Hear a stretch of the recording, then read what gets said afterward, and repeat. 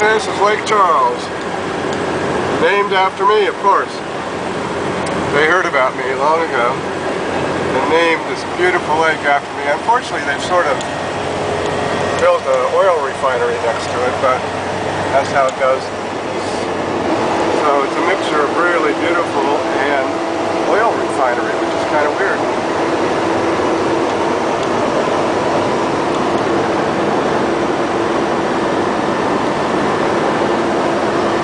As you can see, I'm in the truck with Mark now.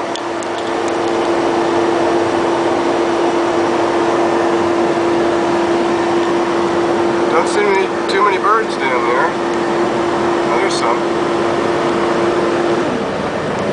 And up there in the distance is the bridge over Lake Charles, which trucks were forced to detour away from.